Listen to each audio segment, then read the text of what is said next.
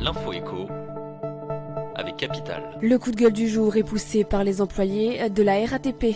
La grève massive de la RATP a paralysé la circulation des métros, bus et voitures dans la région ce vendredi. Les agents des transports parisiens se sont mobilisés contre la réforme des retraites qui prévoit la fin de leur régime spécial. Ces derniers devraient se voir appliquer les mêmes règles que l'ensemble des autres salariés et pourtant, le passage de l'âge de départ à la retraite de 52 à 62 ans ne se fera pas dès 2025, date prévue de la mise en place du régime universel. Celui-ci doit se faire progressivement et le nouveau système ne s'appliquerait entièrement qu'à partir de 2040. Concernant les milliers de salariés bloqués hier, Capital.fr vous rappelle vos droits.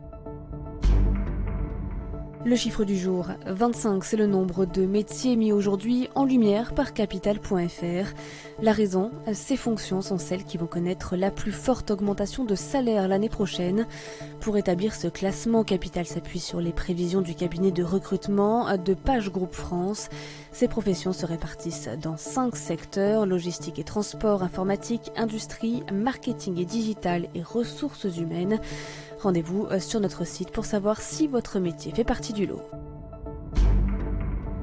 L'info pratique, Capital ou plutôt la bonne nouvelle. La Banque Centrale Européenne vient à nouveau de baisser son taux de dépôt de 10 points de base.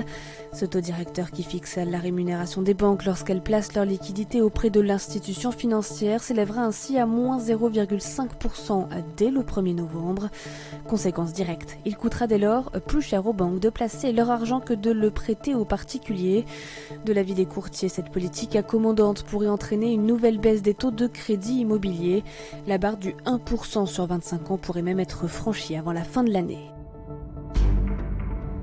On termine avec le carton de Jean-Jacques Goldman sur Spotify. Selon une enquête d'Europe 1, un utilisateur français sur 3 de Spotify et Deezer a écouté au moins une des chansons de l'artiste depuis qu'elles sont sorties sur les différents services le 23 août dernier.